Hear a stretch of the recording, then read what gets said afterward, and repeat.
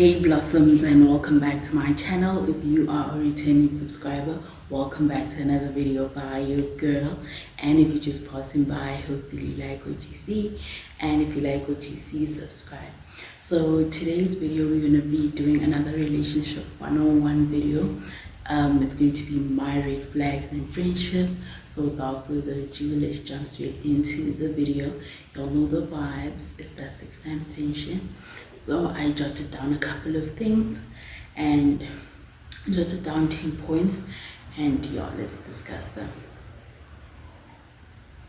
The first one is having backhanded comments. Like, why, if you have nothing good to say, don't say anything at all. And as my friend, especially if I come to you with good news or great news and then you have a backhanded comment, it's like, I'm never going to speak to you about these things anymore. And this makes me think, like, you know, black people, no offense, black people, if you tell them that I just got a job or something, a car, direct translation would be, I got a job or I bought a house, and then they'd just be like, you know, like, why would you say that? You know, I've been working hard to get what I want and get what I need, and now why would you say, you talking to me as if I don't deserve it, I don't need it, or it's not made for me, you know? So I feel like having backhanded comments is one of my fewest red flags, because if you treat me that way, how are you treating other people? And if you having these backhanded comments to me, what are you actually also saying behind my back? You know, it comes with that. It makes me wonder if you are a genuine friend to me. You know, sometimes friends are in competition with you and you don't even know. But I feel like you know when somebody says a backhanded comment, that, oh, if you share something big and they have a backhanded comment, that's how you know that that person is really not your friend, that person is your enemy. Because why would you say that? You know, if I buy, let's say, a car, you tell me it's not this, you shouldn't have bought it this color, this brand, you have something better. No, that's what I wanted in the moment, you know, that's what I got in the moment, that's what I like. It's not about you. Second one is, you can't be yourself or open up around them.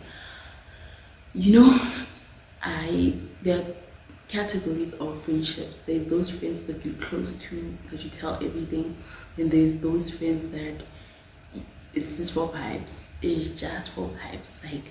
But I feel like those are not your friends. If you're just here for vibes, those are your associates. Because if you're only here for a good time, not a long time, but obviously I'm here for a good time, not a long time, but in this case it's like, if you're here for a good time and not a long time, why are you here? Because friendship, I feel like friendship and relationships, whether platonic or romantic, you have to have some sort of reason for being in it. Like, you probably like my personality, that's why you wanted to be my friend. You probably like me, that's why you wanted to be my friend, or something. Something has to give. You can't just come into my life so that we can have vibes and groove. It's giving those friends that always want to spend your money but never have their money, always saying they forgot their wallet or something. Is always up with them. So yeah, I feel like as a friend, I need to be able to be open with you. I need to be able to have hard and harsh conversations with you. I need to be straightforward with you. I don't need to tiptoe around you wondering how are you going to feel, how are you going to act. One thing and two things for sure, I'm a straightforward person. I say it how it is. I don't beat around the bush. So you have to, I don't want to say this in a bad way, you have to have thick skin to be my friend, because I don't really sugarcoat things. I say the way they are. I call a spade, and I would like to think my friends appreciate me for that, because I don't, you know, I guess you know, I just go straight to the point, and I don't beat around the bush.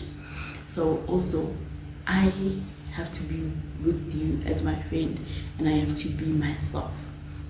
If I'm not my authentic self, I don't know what we are doing, because friendship is all about you are my safe space, I'm your safe space, I can be myself, I can be free around you, I can talk about anything, I can be myself. I have been lucky enough to experience friends that let me be myself, say whatever I want to say, and they don't care. They get shocked about the things I say, but they genuinely don't care. They're just like, oh my babe, when I had you again, you know.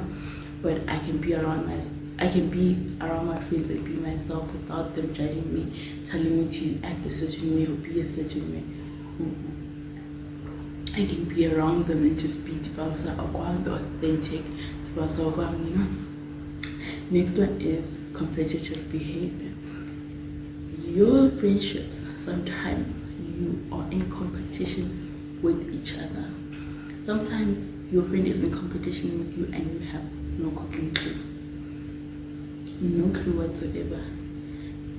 You don't even know. You only realize once the friendship is over that, nah, 1, 1, 2 happened, when 3, 4 happened, when 5, 6 happened. Competitive behavior is disgusting. I'm gonna say it with my chest. It is disgusting. How do you wake up each day and want to compete with your friends? Are you guys not friends? Are you guys not supposed to be having the same goals, the same ambitions? Not really the same, but you know, like the same. Are you not supposed to be rooting for each other, praying for each other, being there for each other? So now when I come to you and say I'm struggling with 1, 2, 3, 4, you use that as a weapon to be in competition with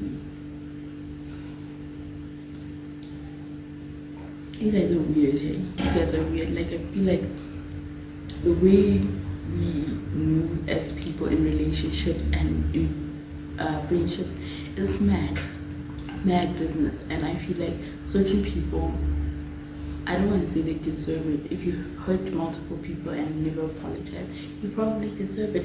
But if you didn't and you apologize, or if you hurt people and you apologize, you probably don't deserve that. And also, competitive behavior, when you as a friend find that out, it makes you reluctant to want to share with your friends. It makes you reluctant to want to be around your friends, and it also gets you to have trust issues. You have trust issues, and now you have to work your way around trust issues. And it's not easy. Once a person breaks your trust, it's hard for them to regain it. I'm gonna say this once again: competitive behavior is disgusting. Next one is they make you uncomfortable. Oh my goodness, the things they say. The things they say, the things they do make you very uncomfortable. Guys, one thing about me, 2 things for sure: I'm all about comfortability. I like being comfortable, I like being myself, I like being open, I like being honest. If I can't do any of those things, then what are we doing? What are we doing? Like, let's have a discussion of what are we doing, because I feel like if you make me uncomfortable, how do you think, if you yourself make me uncomfortable, how do you think in your head, what's the thought process of making me uncomfortable? I've been in kind of a lot of uncomfortable situations, but the uncomfortable situations would be tell my partner I'm with you, tell my parents I'm with you. Those ones are very, very uncomfortable situations, because I've been in a situation where somebody said they were with me and they got into a car accident, and now when I'm being asked, I can't even answer, because 1, you were not with me. 1, 2, you didn't even inform me that you lied on my name. 3, you get into a car accident, and then now what? Now they're asking me, and I have no cooking clue. And now you can't access me to tell me, listen, hey bro, I did this and this is what happened. And this is a time where a friend of mine, she didn't tell me what happened or where she was going. I just see her posting stuff and I'm like, okay, cool. Next thing you know, in the morning, I get a call that isn't so and so with you. I'm like, no, I haven't seen her since Monday, Tuesday, whatever day. Why? What's going on? I'm unable to reach her. Boom. In the next couple of hours, a homegirl sends me pictures. Girl, I was in a car accident. This is what happened. I told my parents I was with you. You put me in such an uncomfortable situation. God forbid if anything had happened to you, what was I gonna say?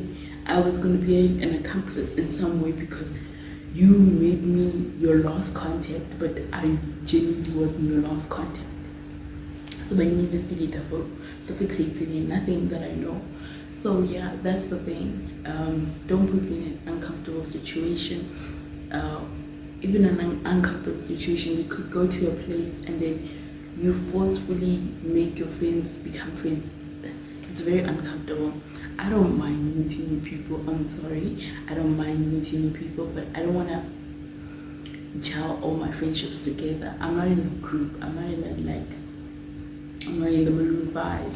I'm not in One Direction. I don't want to make all my friends become friends. It would be nice if they genuinely just met on their own and became friends, but me now initiating them becoming friends, because that's where the danger starts. Now you introduce me to your friends and now they gossip about me, make me uncomfortable, have these sly comments, and then it's just like how she was telling me about you is not how you are being with me. Like, are you putting a facade for her? And certain friends are very jealous, like they're protective about their child. You can't be friends with other friends if you're my friend, which is nonsense. You can't have another best friend if I'm your best friend. You can't hang out more with those other friends more than you hang out with me. I really get it. That's why I don't like cliques. Like if we are a trio, a double duo or whatever, and we always together, and then I finally, or you get a friend and I get a friend, now we become jealous and then we try to separate the friendships. You guys are putting people in uncomfortable situations, you know, and people's trust issues start developing. Even if they don't have, they start developing, you know. It becomes a thing, an unnecessary thing.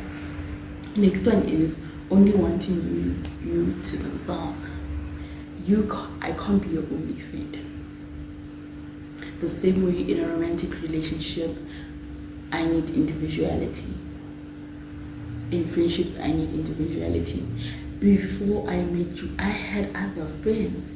Guys, what does making new friends mean? Making new friends mean I have the friends that I have, I'm making new friends, and then those are going to be the friends that I have, then I'm making new friends. It's the cycle of life. In a year, okay, last year I made about 7-8 friends in a year. And I'm close with all of them. My other friends are not jealous or anything because everyone gets the same, everyone gets the same attention from me. If you want to call me, you can call me. If you want to text me, you'll text me. If I want to have a lunch date with me, I'll have lunch with you. If you need me to be there for you, I'll be there for you. Like, no, I'm not lacking in any position. Like, the new friends I made, I love them loads. Like, they're people that I enjoy being around. I love their company, they love my company. We fill into each other's cups, you know. So you have to have other friends. The point is you have to have other friends. I cannot be your only friend, because now if I'm hanging out with my friends, you get jealous that I didn't invite you. Where are your friends? We could be a dynamic duo but still have other friends. It's like favorite cousins and other cousins not wanting to hang out with the favorite cousins. It don't make no sense. You can't happen to yourself. You need individuality. You need to learn how to do things by yourself. If you see me doing things by myself and you get upset, that's weird. If you see me hanging out with my partner and you somehow want to always hang out with us, it's weird. With other friends, it's weird. You need individuality. Like the same way if you're in a romantic relationship and you need individuality, you need it in friendships. You can do things on your own. You don't necessarily have to always do things together. We can, but we don't always have to. Like, it's okay. Next one is always talking about their problems but never listen to yours. Every day, Queen. Every day it's you. Every day it's you. 1, 2, 3, 4 is happening in my life. When I come and I say 1, 2, 3, 4 is happening, and then you say, but you know it relates to what happened to me, 1, 2, 3, and you start talking about yourself. That's when you lose me faster than a bullet. Like, you lose me. Like, the moment I share something with you and you redirect the conversation to be about you, you lose me. I'll just be there staring at you. I'll not be hearing anything. I can just hear you're talking. I can just see you're talking, but I'm not consuming what you're saying because I came to you and I opened up. And do you know how hard it is for people to open up? Okay, the ones that are not oversharers, it's hard for them to just open up, come to you and just say, listen, this is what's going on, this is what's happening, these are my wins, these are my losses, these are my weaknesses, these are my strengths. But never do that with people. Don't tell them your weaknesses, because they will use it against you. You do that. But anyway, you tell them all of that and then they just redirect the conversation to be about them and their problems. Do you guys understand that when you come to me with your problems, I have my own problems. Now I have to carry your problems as well. I have to carry my own. Carry yours. You are carrying your problems and only yours and not mine. Do you understand how inconsiderate that is? Do you understand how selfish that is? That I'm carrying my own problems. I can't even tell you because you're not listening to me, but I have to listen to you. I'm carrying out my problems, then you're telling me all of your problems. Now I'm carrying your problems as well. And then you only have your problems to deal with, not even mine. You don't even know what's happening with me because the moment I opened my mouth, you redirected the conversation to be about you. Do you guys know not all the time everything has to be about you? Unless somebody asks you about yourself. Other than that, not every single thing is about you.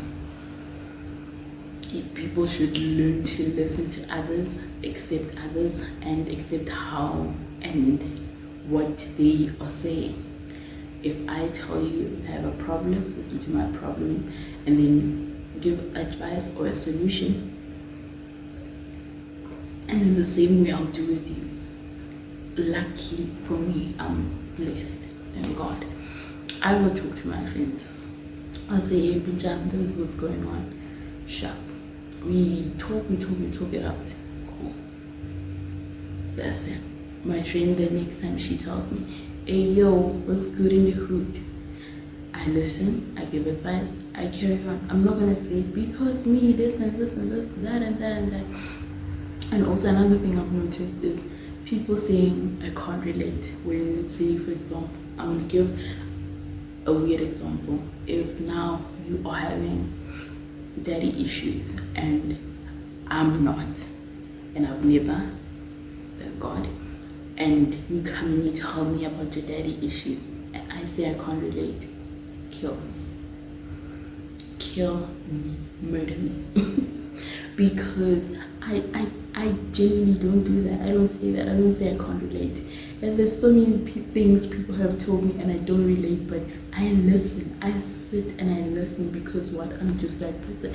I'm a good friend. And I'll give my 2 cents if needed. If not needed, she can just speak, let it out, and we do what we gotta do, you know? Next one is gossip. Everyone likes to gossip, everyone likes gist, everyone likes mugozi, but it has to have a limit. It has to have a limit. You cannot come tell me what your friends were talking about and come tell me and kiki and haha with me. Most when you're with me and you go back to your friends, you kiki and hahaing about what I've told you, personal things I've told you, things I've never told other people. You are sitting there making it a gist fest. You're sitting there having fun about my problems, my insecurities, me as a person. Those type of people are dangerous people. If you sit here and you gossip with me about your own friends, what the hell are you saying about me when you're with them? No real friend gossips about their friend. You can make perfect examples when you're talking. You can be like, oh, just like my friend, she has this hair too. Like innocent things. You don't have to go say, yeah, that's why I'm dark Sheila, because babes, that's not your story to tell. That ain't got nothing to do with you, baby. But umntwana mshile, abantwana bamshile, umamakhe wamshaya. Ah, baby, I didn't need to know that. Honestly, I didn't need to know that. And then you take me to those friendship, take me to those friends we meet up like for your birthday or whatever, and then now it's awkward for me knowing what you told me, and I had no business knowing it. No business. Not even a single drop of a business. Like I had no business knowing it. Like it has nothing to do. Yes, they gossip that is healthy, very healthy gossip. Like just talking about your general stuff, and then you would talk about people that were in the story. Other than that, no. Excuse me. Next one is telling me what their other friends told them. Okay, I just touched on it. Basically, gossiping, being that girl, taking my information to your friends' information to me. I had no business knowing that. Now, for example, you tell me about Susan and you introduce me to Susan. Now I'm thinking about what you told me about Susan, and I can't unsee her in that light now. Yes, I won't say anything. I won't talk about what you said, but now I'm seeing her in a light that it could have been avoided. I could have seen her in a different angle, you know? And then another thing is you tell me these things. Sometimes they're not even true. Now you're just spreading rumors, lies, because what you're in competition with that girl, and that girl's not even in competition with you. That girl doesn't even care. She cares about you, but she doesn't even care like that you doing this or you doing that. Now you gossiping about her, telling information that is not true, and then when it finally comes out, you looking like the bad friend. Now you don't have any friends. Now you out there on social media saying about, well, to be having friends, we could be going to Gold City, but you brought that upon yourself. Don't make no damn sense. Next one is you feel drained after interactions with them. Godmas. If you don't fall into my cup, why are you in my life? There are people that come into your life to drain your little energy, the little tiny energy that you have. They come and they drain it. They suck the life out of you. I've had a friend that I used to dodge like a bullet because every time I was with her, she just drains my energy. It's either things she talks about or how she speaks about people, and I'm just like, yeah, but not today. We don't always have to talk about other people.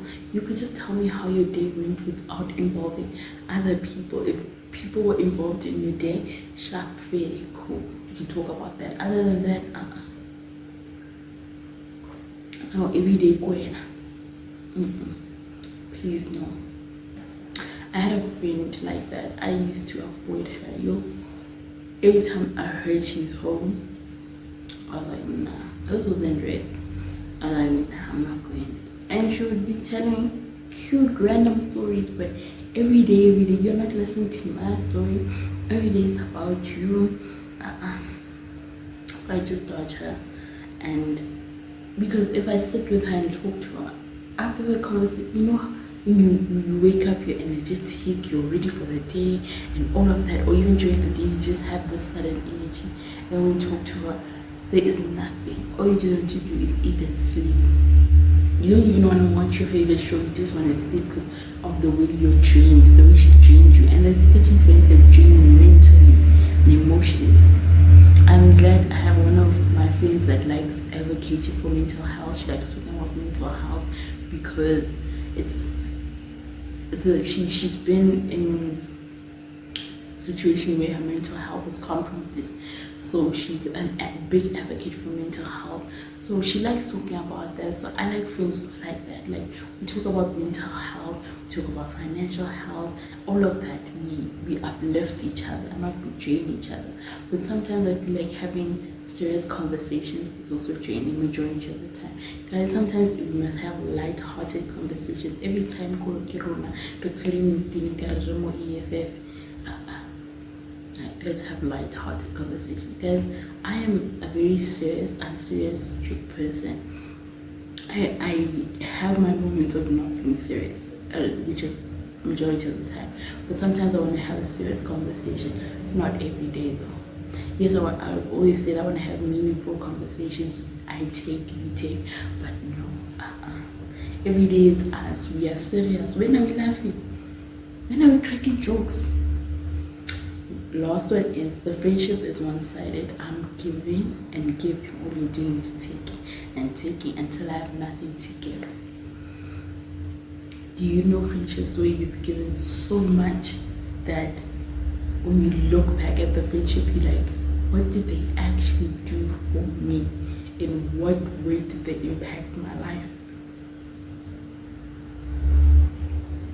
Every time we go out to lunch, I'm paying. Every time we do something, I'm paying. I always have to come to your side of town. You never come to my side. You always have an excuse. If I want to hang out with you, you come up with random excuses. But when you want to hang out with me, I'm available to you. No, thank you. I don't want one-sided friendships where I'm pouring into your cup, you're not pouring into my cup. You're rather sucking my cup dry and yours is being filled. Like, also things like that. I can't talk to you, but you can talk to me. I listen to you, but you don't listen to me. I visit you, you don't visit me. You don't even know where I stay. How are you, my friend? Like, you use me. Nah, boy. I have been in a friendship like that where it was one-sided, where I'm giving so much that I had nothing to give. When I lost that friendship, I felt nothing. I didn't care. It was okay, we're no longer friends. Cool with it. Cool with it. Cool with it. But anyway, that brings us to the end of this video. Don't forget to like and share and subscribe. Bye, blossoms.